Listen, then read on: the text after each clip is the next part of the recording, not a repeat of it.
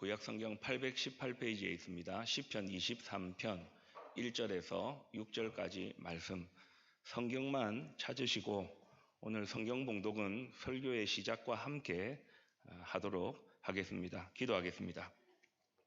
말씀으로 우리를 찾아오시는 하나님 아버지, 이제 하나님의 말씀을 듣겠습니다. 들을 귀를 열어주시고 진리의 말씀을 깨닫게 하여 주시옵소서. 말씀의 은혜와 능력으로 우리를 붙들어 주시옵소서. 예수님의 이름으로 기도드립니다. 아멘. 무더운 날씨가 계속되는데 독수리같이 날아오르는 힘을 저와 여러분에게 풍성히 내려주시기를 주님의 이름으로 축복합니다. 시편은 전체 150편으로 구성되어져 있는데요, 그 중에 73편을 다윗이 지었습니다. 그러니까 절반 정도의 시편을 다윗이 지었는데, 다윗이 지은 시편 가운데서 가장 잘 알려진 시편이 시편 23편입니다.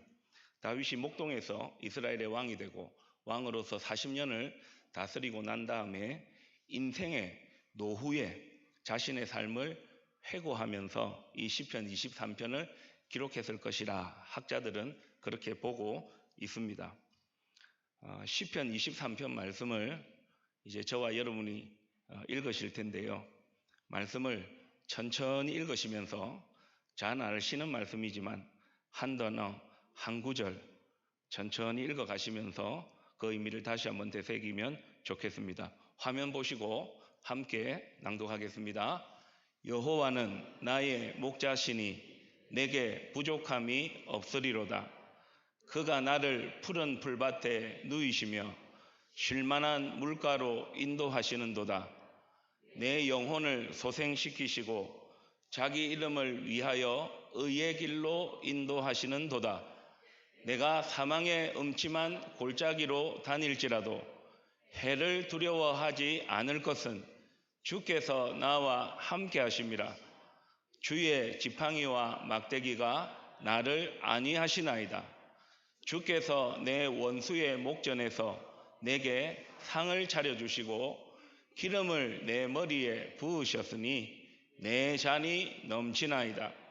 내 평생의 선하심과 인자하심이 반드시 나를 따르리니 내가 여호와의 집에 영원히 살리로다. 아멘. 저는 오늘 맥주감사주일에 시편 23편 말씀을 읽고 묵상하고 설교를 준비하면서 한 단어가 계속 떠올랐습니다. 그 단어는 오늘 설교의 주제이자 제목인 극복입니다.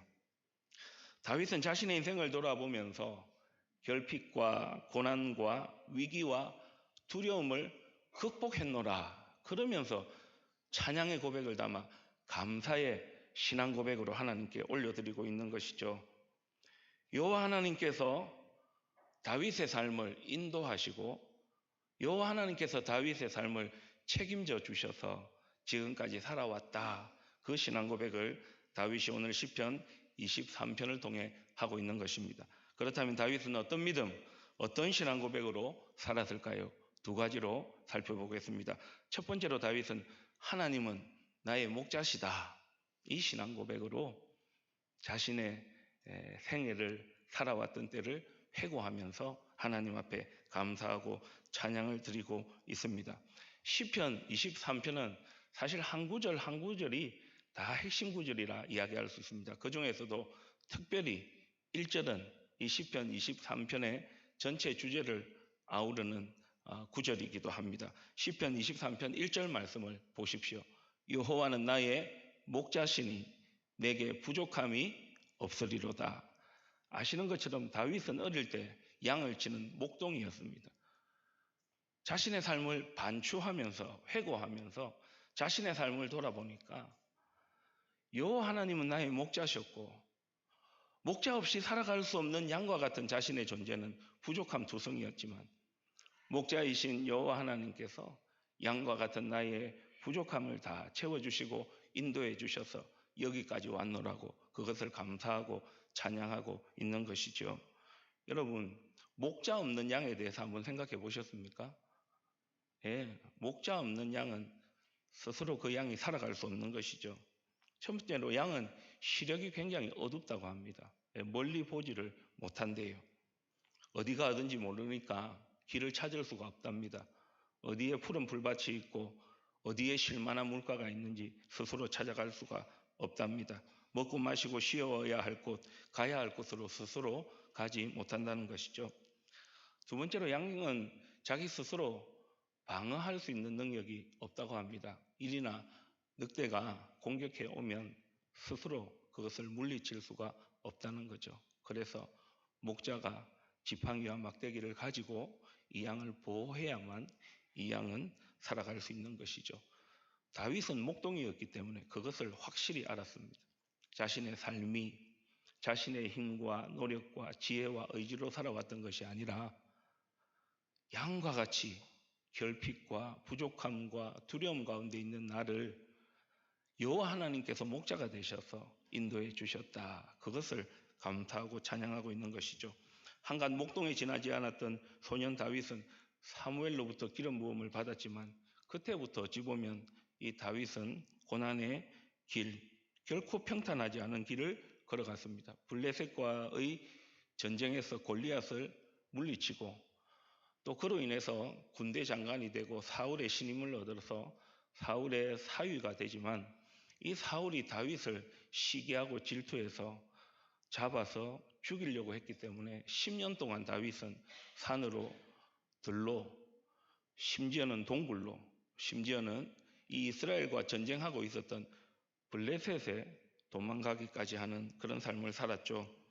그 후로 왕이 되었지만 왕이 되었어도 하지 말아야 할 것, 있어서는 안 되는 자리에 있음으로 말미암아 우리아의 아내 바세바와 함께 간음을 하게 됩니다.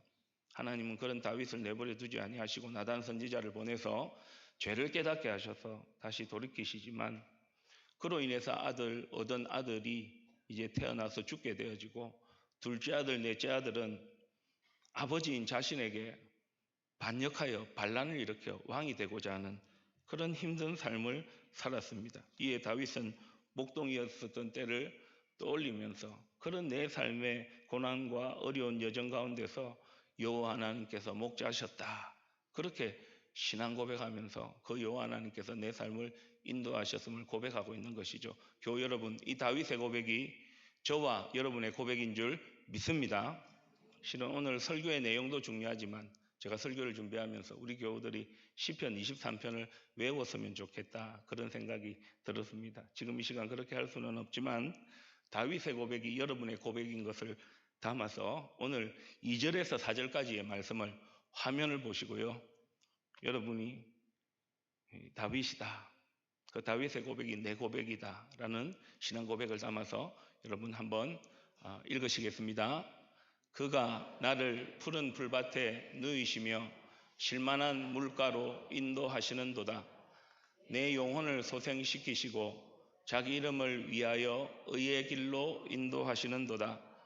내가 사망의 음침한 골짜기로 다닐지라도 해를 두려워하지 않을 것은 주께서 나와 함께 하심이라.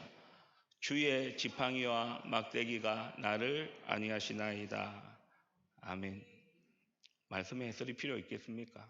사실은 이 시편 23편 정도의 말씀은 외우면서 우리가 하루하루 순간순간 살아갈 때마다 그 삶을 시편을 묵상하고 삶으로 살아내는 것이 제일 좋은 것이죠.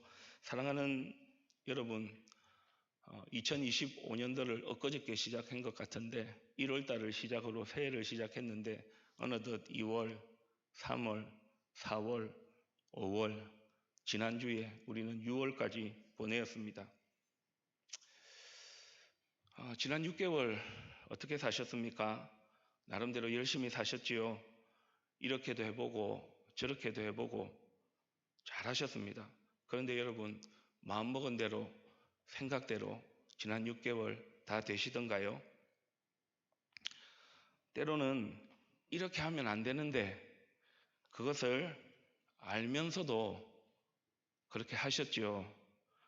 아유 하고 후회하신 적도 참 많으시죠. 이게 뭐지? 생각지도 못한 갑작스러운 일 때문에 많이 당황하시기도 하셨을 겁니다. 관계의 문제, 물질의 문제, 건강의 문제, 또 하나님을 예배하고 주의 몸된 교회를 섬기면서도 우리는 생각지도 못한 일들을 당하기도 하고요. 사건, 사고의 소식을 들을 때마다 깜짝깜짝 놀라기도 하는 것이 저와 여러분이 살아가는 일상이기도 합니다. 여러분, 이 말을 아시죠? 산 넘어 산. 예.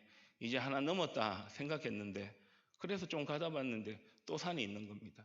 이제 해결했고 됐겠다, 괜찮다 생각했는데 또 앞에 산이 있는 것이죠. 여러분, 제가 차마 손을 들라고 말씀은 못 드리겠습니다. 여기에 안 힘든 분이 계십니까? 아마 아무도 없으리라 생각합니다. 다 그렇게 힘들게 지난 6개월을 살아오셨지요. 그런데 여러분, 다윗만큼은 아니어도 아마 저와 여러분이 살아왔던 과거부터 시작해서 지금까지가 아니더라도 지난 6개월 동안의 삶의 모습을 보더라도 그럼에도 불구하고 있어야 할 가정에 있고 또 있어야 할 교회에 있고 우리가 살아가는 순간순간 지금 여기에 있는 이유가 무엇일까요?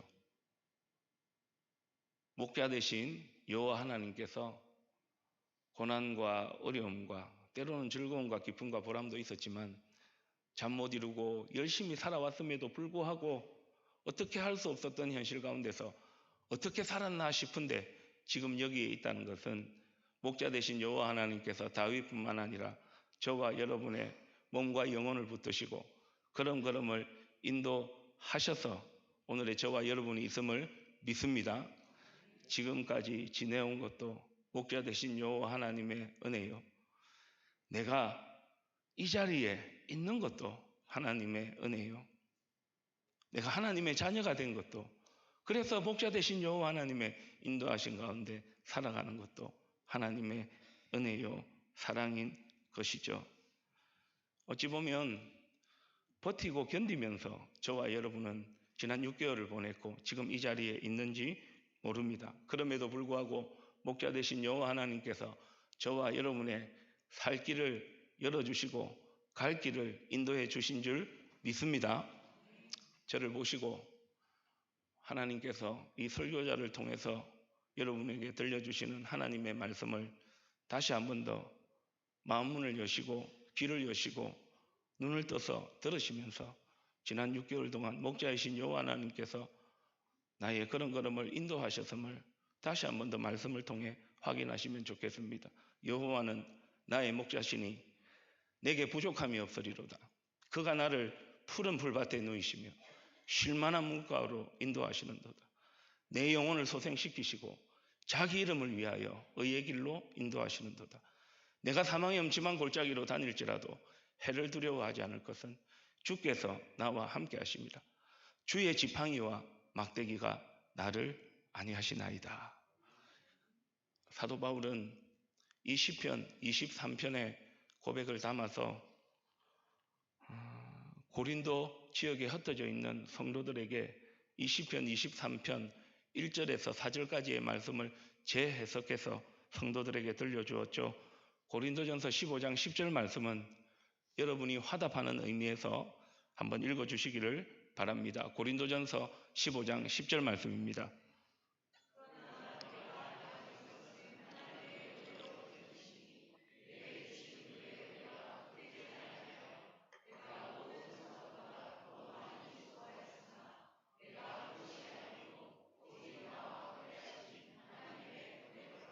아멘. 자신을 바꾸어가는 것이 가장 어렵고 내가 생각했던 것과 내가 계획했던 대로 살아가지 않는 것이 어찌 보면 가장 어려운 길인데 바울에게 있어서는 목자 되신 여호와 하나님께서 자신을 찾아와서 만나주시고 예수 믿는 사람을 잡아 죽이는 일에 앞장섰던 그를 변화시켜 주셔서 사도의 자리에 이르기까지 사도로서 그 사명을 감당할 수 있게 하신 것이 여호와 하나님이 목자가 되어 주셔서 내 삶을 인도해 주셨다. 그 신앙 고백을 하고 있는 것이죠. 오늘은 맥주감사주일입니다. 맥주절은 출애굽한 이스라엘 백성들이 광야 40년 여정을 지나서 가나안 땅에 도착해서 첫 곡식 보리와 밀을 뿌리고 난 다음에 이제 거두어 드리고 나서 하나님 앞에 드렸던 절기입니다. 감사의 고백인 것이죠.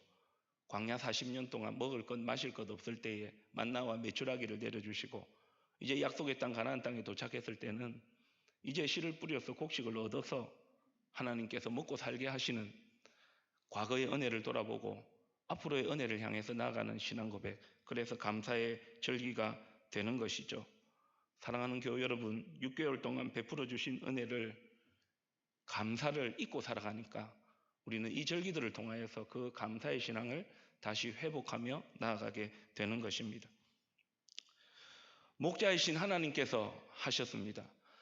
목자이신 하나님께서 은혜를 베풀어 주셨습니다. 여러분, 이 고백이 다윗의 고백일 뿐만 아니라 저와 여러분의 고백이 되시기를 주님의 이름으로 축복합니다. 우리는 좋으면 박수를 칩니다. 즐거워서 박수를 치기도 합니다. 어떤 훌륭한 어떤 사람들이 있을 때 또 박수를 치기도 하고 존중해서 박수를 치기도 합니다. 저는 오늘 목자이신 하나님께서 함께 하셨고 또 목자이신 하나님의 은혜로 살아왔습니다. 이 신앙 고백을 하면서 하나님께 하나님 감사합니다 하고 큰 박수로 함께 감사의 고백을 올리면 좋겠습니다. 하나님 감사합니다.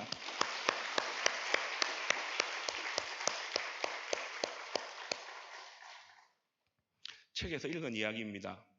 제가 만들어낸 이야기가 아닙니다. 한 선교사님이 한 목사님에게 질문을 했습니다. 목사님, 우리 하나님께서 제일 좋아하는 과일은 무엇일까요? 무엇일까요?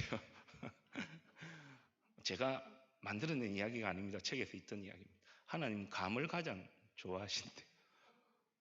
왜 그러시냐고 그래 이제 목사님이 다시 되물으니까 선교사님이 이런 말씀을 하셨다고 합니다. 성경에 우리의 삶의 모습 가운데서 하나님이 감을 좋아하는 이유는 감 사들이세. 제가 지어낸 이야기가 아닙니다.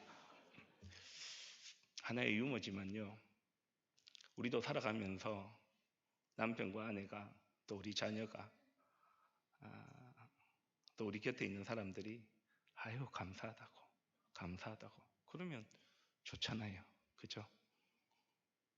여호와 하나님께서 다윗의 목자일 뿐만 아니라 저와 여러분의 목자가 되셔서 우리의 걸음걸음 멀지 않아도 다시는 창세주부터 시작된 우리를 향하신 하나님의 은혜와 사랑인데 이 세상에 태어났을 때부터 너무 멀리 가지 말고 올해 1월달부터 시작해서 6월달까지 목자이신 여호와 하나님께서 우리의 걸음걸음 삶을 인도해 주셔서 우리의 부족함 결핍을 채워주시고 푸른 물밭 실만한 물가로 인도하시고 내 영혼 낙심하고 두렵고 어려울 때 어떻게 할 수 없을 때 그때 내 영혼을 내 마음을 붙들어 주시고 사망의 음침한 골짜기와 같은 건강 때문에 물질 때문에 사건 사고 때문에 생각지도 못한 일 때문에 그런 가운데 있을 때 마치 목자가 양을 지키고 보호하기 위해서 주의 지팡이와 막대기로 함께함으로 지켜주신 것처럼 여러분 그 은혜로 우리가 살아왔는데요.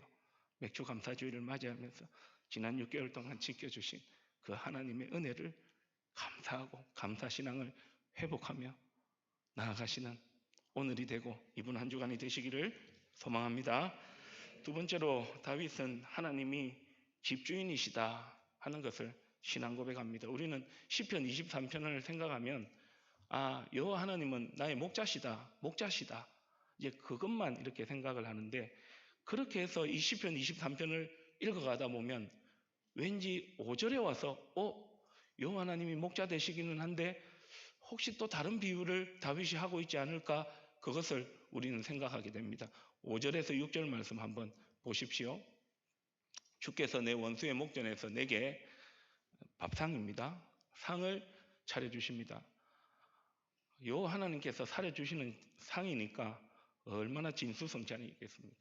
그리고 기름을 머리에 부으시고 이 잔이 넘쳐납니다. 6절 말씀에 내 평생의 선하심과 인자하심이 반드시 나를 따르리니 내가 여호와의 집에 영원히 살리로다. 어떤 이미지가 느껴지십니까?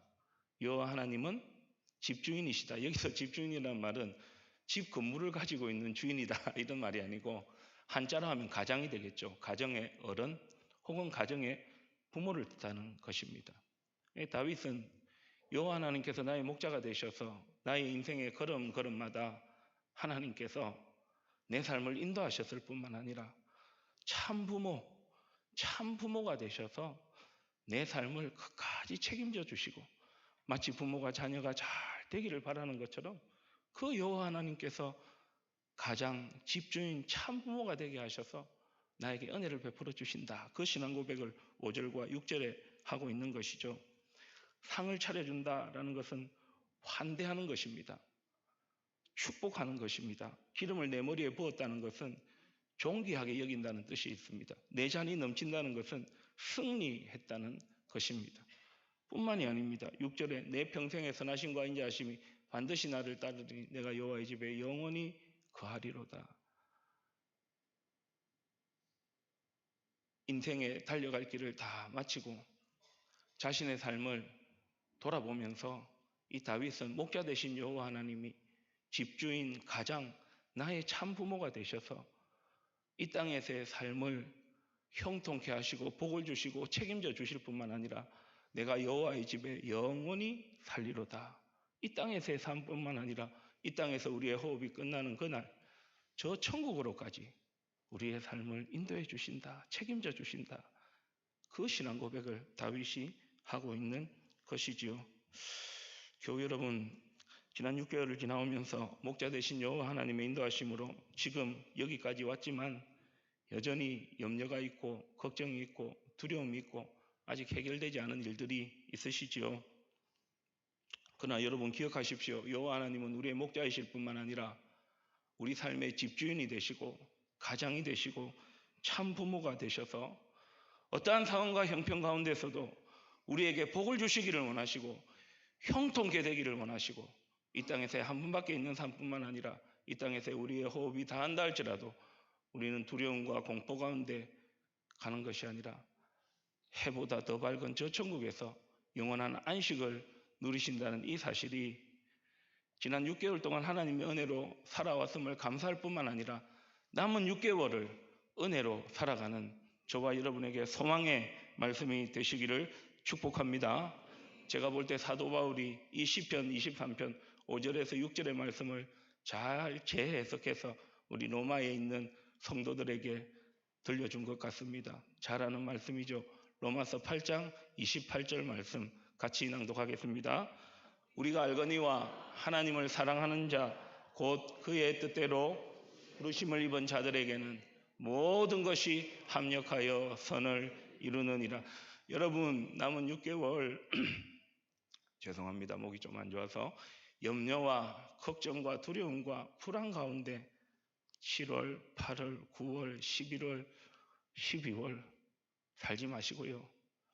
우리 하나님은 우리를 사랑하셔서 가장 좋은 때에 가장 좋은 것을 주시고 가장 좋은 길로 인도하시는 우리의 집주인이 되시고 가장이 되시고 참부모가 되신다. 여러분 이 신앙 고백 붙잡고 남은 7월 달부터 12월까지 사시기를 바랍니다. 합력하여 선을 이루실 것입니다. 가장 좋은 것을 주실 겁니다. 이 땅 가운데서 혹시나 내가 원하는 대로 내 생각대로 되지 않는다 할지라도 하나님은 저 천국을 예비하셔서 우리는 영원한 집에 거하게 될 것입니다. 나라는 찬양을 아시죠? 나 가진 재물 없으나 뭐 이렇게 시작됩니다. 나에게 가진 지식도 없고 남은 참 보면 건강한 것 같은데 나에게는 그 건강도 없는 것 같고 그런데 하나님은 공평하시다. 다른 사람들이 못 본 것을 보았고 다른 사람이 듣지 못한 것을 들었고 다른 사람도 사랑을 받았겠지만 다른 사람이 받은 사랑보다 더 큰 사랑을 받았다. 그게 나라는 찬양이죠. 그 찬양의 시를 작사를 한 분이 누군지 아시죠? 송명희 신이라는 분이죠. 설교를 준비하다가 문득 이 찬양이 생각이 나서 제가 조금 자료를 한번 찾아봤습니다. 아시는 것처럼 송명희 시인은 중증 뇌성마비를 가지고 있었습니다. 그래서 이 몸 자체, 어떤 말하는 자체, 이 행동 자체를 제대로 할 수가 없었거든요. 그런데 그런 가운데서도 제가 자료를 한번 찾아보니까 그 송명희 씨가 그 중증 뇌성마비 가운데서도 예수님을 믿고 하나님을 만나 여호와 하나님이 나의 목자가 되시고 여호와 하나님이 나의 삶의 참부모이시다. 그 신앙 고백 가운데 살아가면서 시도 많이 적고 찬양곡도 많이 적었는데 보니까 그 중증 뇌성마비 가운데서도 1500회 집회를 다녔고 30권의 책을 지었을 뿐만 아니라 여러 찬양의 곡도 많이 지으셨더라고요. 문득 그분의 근황이 좀 궁금하다 이렇게 해서 한번 검색을 해봤는데요. 그분이 1963년생이신데 그러면 올해로 하면 62, 63 정도 그렇게 되시겠죠. 그분에 대한 기사가 나와 있더라고요. 이제 63세 그리고 이 시를 쓴 지 40년을 기념을 해서 50편의 시가 담긴 시집 그 나라라는 시집을 지난 6월 21일 경기도 성남 만나교회에서 발표를 했습니다. 그런데 이제 그분이 지금 어떻게 살고 있는지가 참 궁금했거든요. 사진 한번 보시기를 바랍니다. 지난 6월 21일 사진입니다. 저도 옛 사진만 이렇게 봤는데요. 아이고 많이 아프시다 이런 게 아니고 저분은 중증 뇌성마비가 있었기 때문에 저게 지금의 저 모습이 저게 아니고 저 모습이 바로 이분의 모습이죠. 그래서 지금 그 치마에 보면 그 나라 해서 시가 적혀 있습니다. 됐습니다. 그 불편한 몸을 이끌고도 그 장애 가운데서도 이 송명희 시인은 그리스도인으로서 예수님을 믿고 하나님을 만나니 목자 되신 여호와 하나님께서 내 삶의 걸음들을 인도하실 뿐만 아니라 이제 그 나라라는 이 왜 제목을 정했을까 생각해 보니까 이제 어느 정도 세월이 흐르고 하니까 사실 이 장애를 가지고 있다는 것은 긴 시간 이 세상에서 살기가 어렵거든요. 아마 시간을 보내면서 그런 마음을 하나님께서 주셨던가 봐요. 고난 속에서도 발견한 하나님의 사랑과 천국에 대한 소망을 다 품고 나니까 그 나라가 이 땅 가운데서 이루어져서 내가 이 땅을 떠나는 그날에도 그 나라에 들어갈 것에 대한 내 평생의 선하심과 인자하심이 반드시 나를 따르리니 내가 여호와의 집에 영원히 거하리로다. 그 소망으로 남은 생애를 살겠다 하는 신앙 고백을 담은 것 같아요. 점차 더 몸은 불편하게 될 것이고 나이가 들어가게 되겠지만 현실은 어려운 가운데 있겠지만 그 현실을 넘어서는 하늘나라의 소망. 하나님은 나에게 복을 내리시고 형통하게 할 것이며 그까지 책임져 주셔서 이 땅에서의 삶의 마지막도 아름답게 하실 뿐만 아니라 저 영원한 하늘나라도 가게 하실 것이다. 그 소망으로 시집을 내고 남은 삶을 살아가시는 것 같아요. 사랑하는 교회 여러분, 7월이 시작되었습니다. 8월, 9월, 10월, 11월, 12월 어떤 일이 일어날지 몰라도 목자 되신 여호와 하나님께서 우리의 삶을 인도해 가시고 집주인이요 가장이요 참부모이신 하나님께서 우리에게 상을 차려주시고 기름을 머리에 부어주시고 우리의 잔이 넘치도록 하셔서 우리에게 형통케 하시고 복을 주실 뿐만 아니라 죽음 이후의 삶까지도 책임져 주신다는 이 사실을 품고 여러분 감사신앙으로 남은 6개월을 사시기를 주님의 이름으로 축복합니다. 이제 말씀을 마치겠습니다. 저는 시편 23편을 본문으로 설교를 준비하면서 극복이라는 단어가 들어왔다 생각했습니다. 고난과 어려움과 죽음의 생명의 위협 앞에서 도망자요 아들로부터 반역을 당해서 도망가야 하는 잘못해가지고 성적 범죄를 저질러서 그 부끄러움과 수치를 당할 뿐만 아니라 그렇게 낳은 아들 먼저 보냈던 그 파란만장한 삶의 모습 가운데서도 다윗은 자신의 삶을 회고하면서 여호와 하나님은 나의 목자시다. 여호와 하나님은 집주인이시요 가장이시요 참부모이시다.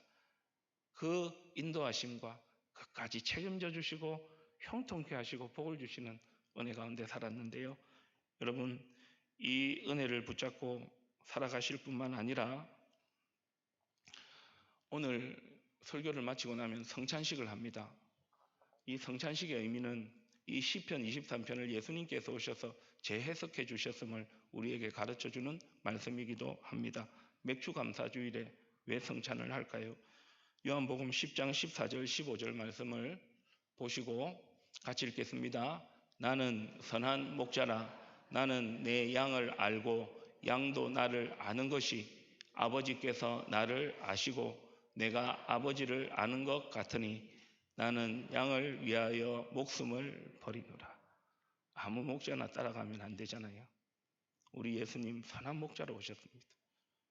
그 선한 목자는 양이 위협을 당할 때 자신의 안전을 위해서 도망가는 것이 아니라 우리 목숨을 버려서 우리를 살리시고 우리를 푸른 풀밭 쉴만한 물가로 인도하실 뿐만 아니라 끝까지 이 땅에서의 삶뿐만 아니라 저 천국까지도 예비하신, 그래서 우리는 성찬을 통해서 살찌고 피 흘려 목숨 주신 그 예수님과 연합함을 통해서 하나님의 생명이 우리 안에 들어가고 우리가 하나님의 생명 안에 들어감으로 목자 되신 여호와 하나님의 인도하심을 따라 집주인이요 가장이요 참부모이신 하나님께서 책임져 주심을 믿음으로 살아가게 되는 것이죠.